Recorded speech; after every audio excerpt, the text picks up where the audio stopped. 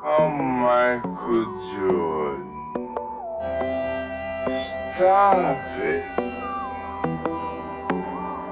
Get some help.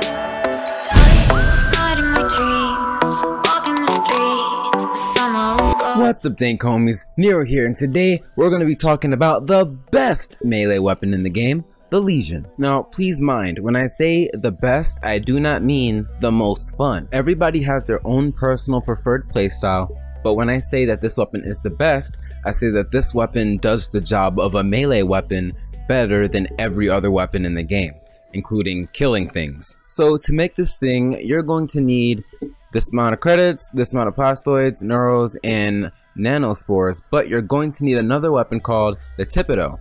And to make the Thipido, you're going to need regular bow and regular kunai. So it's going to take you guys a little bit of time to actually craft this weapon, but it is worth it. Trust me, it is worth it. Now let's talk about the stats. The weapon is based in slash damage, and it has decent spin damage. Spinning damage is its highest alternate attack damage that it has.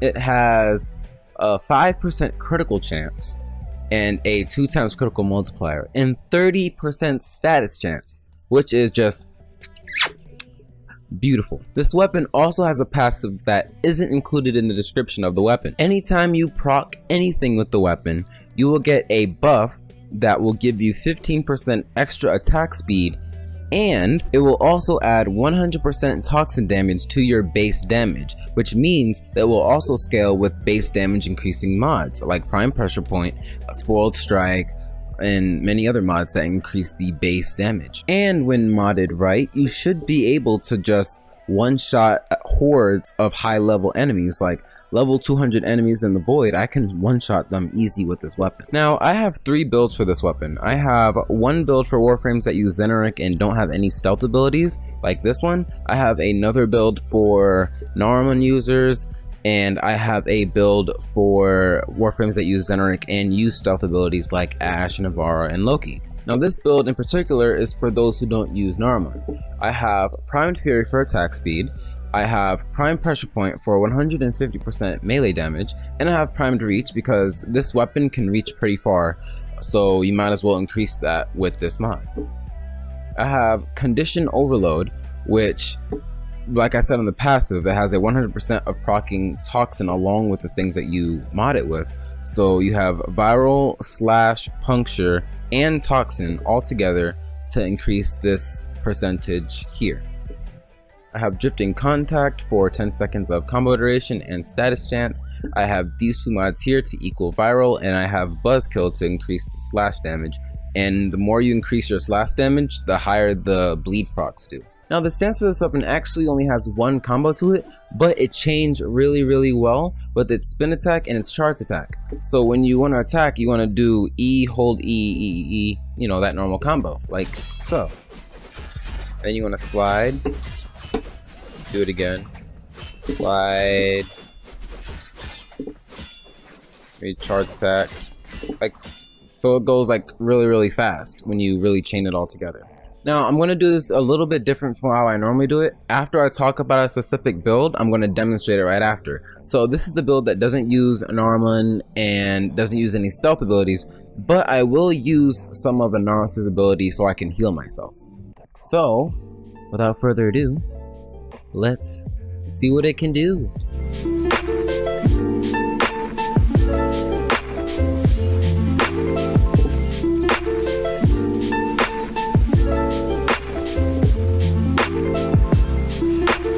Gotta get rid of that ancient first before I can actually do any damage.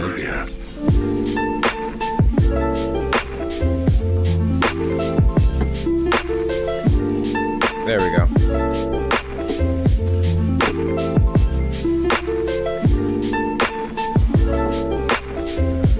I think I'm going. There we go. Now to heal. Get blind. Ah, he died. There we go. I think I fared pretty well.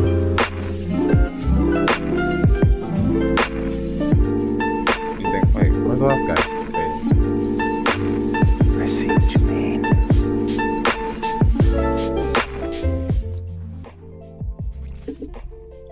Boom.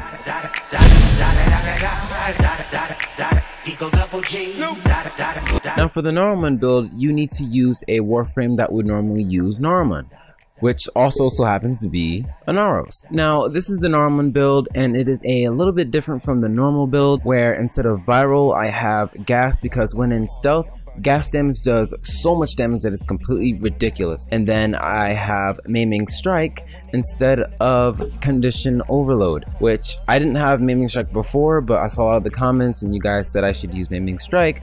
So here goes a clip of me actually getting them up. Don't have to remind me. Look at him all smug and excited. Let's just get this over with. The things I do for you guys.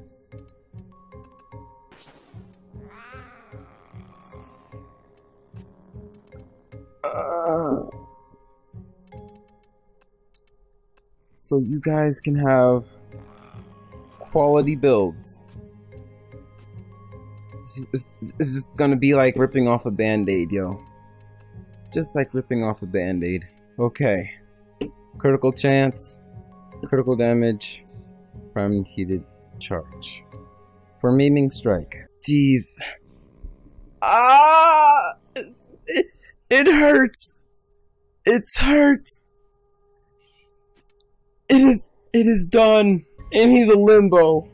And he's a limbo. Why? Why you gotta do this to me, bro?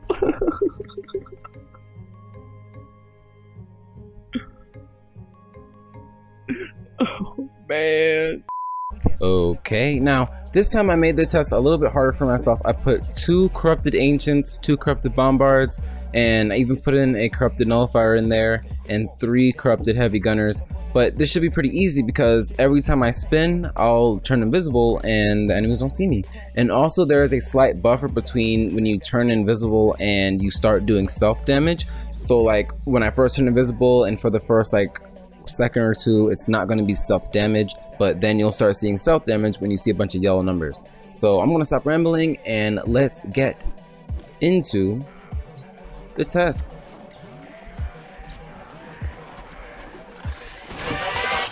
Hold up. Yeah. Swirl. Oh yeah. Yes.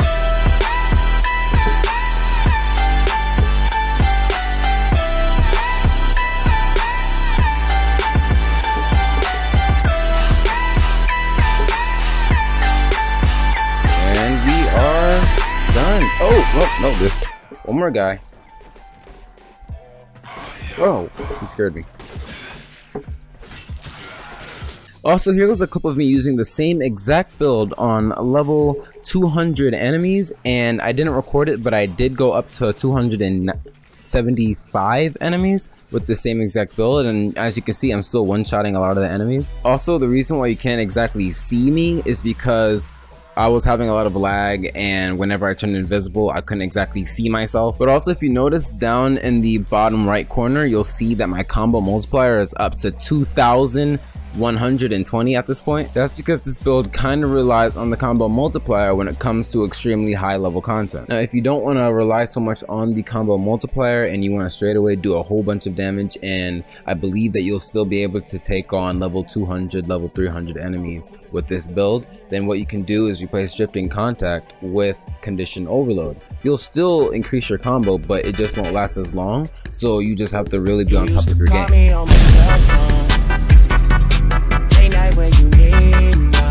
Now the stealth build is where the fun begins. First, you're going to need a Warframe that can either turn invisible or blind enemies, like Loki. The build is almost exactly like the normal one, except instead of viral we have gas, because gas damage does immense amount of stealth damage that is just absolutely mind-blowing. So now you'll be proccing Toxin, you'll be proccing gas, which also procs Toxin, and you'll be proccing Slash, and all those things attack health directly, and it all stacks with this mod here, so What you're about to see is probably what you're thinking you're about to see. Now, unfortunately, testing this build against those same enemies would be way too easy, so I figured I would spawn 20 Executioner Gorts. And let's see how fast I can take them out. And mind you, if I don't kill them fast enough, they'll go into invincibility mode where I'd have to wait for them to come out of that mode in order for me to kill them. So let's see if this weapon can handle this. And let's go.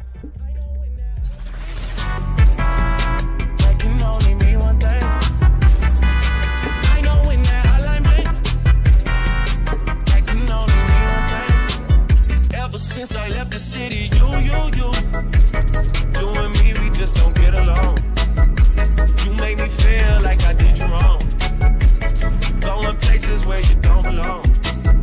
Ever since I left the city, you got exactly what you asked for. Running out of pages in your passport, hanging with some girls I've never seen before. You used to call me on my cell phone. When you need my love, call me on my cell phone. And it's done. Now, my reasons for saying that this weapon is the best is because, one, it's very fast. It works very smoothly. All of its combos with the slide attack and the charge attack, it just moves very, very smoothly together.